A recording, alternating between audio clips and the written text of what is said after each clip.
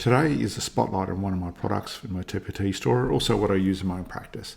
This is called Story, Source and Scholarship, or I've sort of been marketing it as a guided reading as well, because it incorporates these different aspects. It is one of the best resources I've actually ever used. It's a complete lesson that covers all the major history skills that we want to teach our students in the one resource. It's absolutely brilliant.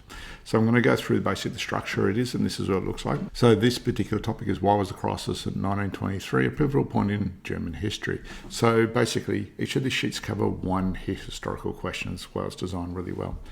We've got our content here, and then we've got some answer sheets at the back. So we're three elements. We've got the story element up here.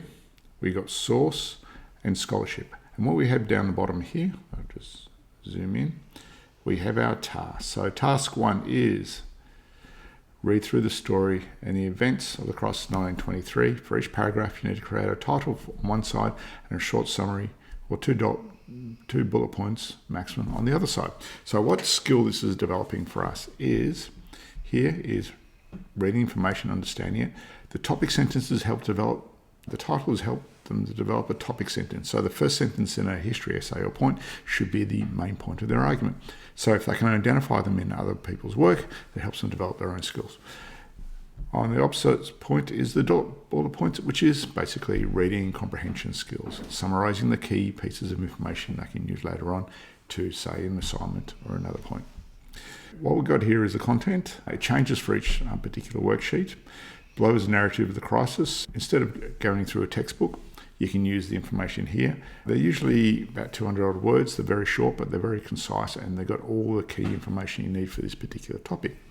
The other advantages are over a textbook is you can highlight and underline the keywords. So you can have them actually go through and highlight keywords, do some literacy work first before you move on to the actual history side. The second task here is looking at sources A, B, and C in your book or on the sheet on the second one. Write a description of each source and answer the question, how do these sources tell about the events of 1923? So the different events, these are a series of primary and secondary sources, and they vary from topic to topic. What they have here is three sources. They're a collection of primary and secondary sources, depending on the actual task. In this case, we've got image and two text-based sources. What they do is the students will then write the message of each source, which is a core skill. What is the message? What does it tell us about the time, or what information is it imparting to us? And then as part of the task is, what do they tell us about the event? So what context or what extra information do these sources inform us about these particular events? The last task is scholarship, and a lot of schools don't do scholarship very well or find it difficult to incorporate. So for me, actually going out and finding these quotes and putting them in from historians is very, very valuable. It takes a lot of the legwork out for you. Task 3 is, we've got 3 historians here, we've got Feldman and we've got Hafner, and these are 3 historians that obviously had commentary on the events of 1923 and the impact. We get the students to read through the scholarship of 1923, highlight what you think are the most important sentences. Once again, doing the comprehension, what is the important information here? Answer the question, why do historians believe across 1923 was significant? And this basically gives them a paragraph answer where they can develop their skills. By reading through here, you've got 3 different perspectives, and I give a contrasting or some contrary view as well of the events. You see that not all historians agree on events, and there is debate around history, which is what makes history interesting. Hopefully you found this insight helpful. I've got a lot of these on my store covering many, many different topics. If you look under the story, source and scholarship section on the store.